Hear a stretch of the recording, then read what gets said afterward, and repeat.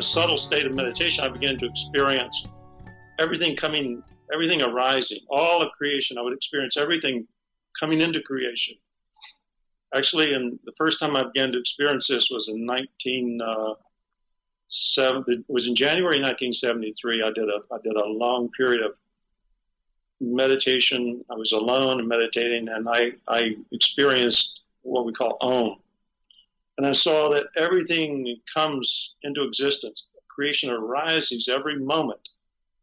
And its arising is the vibration of its arising is, we call it Om.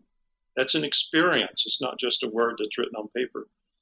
But the creation, from what I experienced in 1973, January 1973, wasn't that creation began so many yugas ago and is going to end so many yugas in the future, but it begins and ends every moment.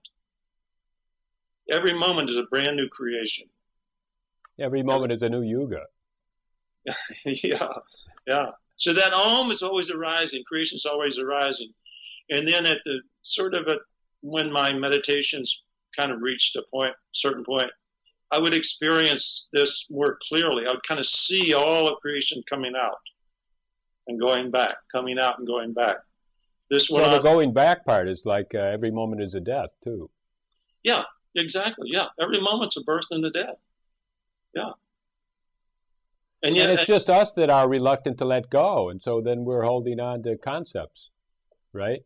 Concept is the only way we can keep that death from happening is make a concept out of it and just store it in a memory bank. On the gross level, we experience continuity, and we need that continuity. It's in some sense, it's an illusion, but we need it because due to that continuity, we're able to discern patterns. The capacity to discern patterns is what I call intelligence. So intelligence. I kind of think that we need it to run our illusion life, and we're all invested in running our illusion life, so we need the illusion of continuity. And I suppose if we didn't have that illusion of continuity, we wouldn't have an illusion life either. I don't know. I mean, that's a brand new thought for me, just by your saying that. Yeah. Well, what I would say is both illusion and it's real. I don't think you can call anything purely illusion or anything purely real. There's a mixture of real and illusion in every moment. That's my experience. Generally, I guess in this type of work, if you call it work, we're talking like interpretation is more flexible, right? Because everybody is allowed, by the generosity of nature, everybody's allowed their own interpretation, and somehow it's kind of like proved true to them that it reinforces itself. I would say more than allowed. I'd say we're compelled for interpretation. We're compelled to have an interpretation. Fortunately so, we're compelled to have an interpretation. Well, sometimes, in other words, like the way we started out, you said sometimes a witness can bloom.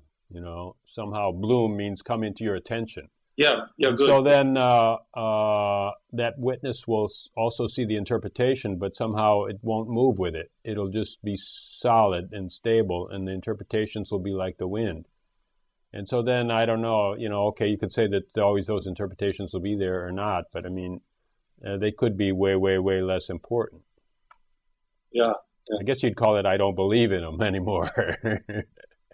Your capacity to comprehend keeps growing, keeps developing. So that's one of the reasons we need that continuity. It's not just for illusion, and it's not just the kind of bondage that we suffer from as humans, but we need it for that continuity, for that development.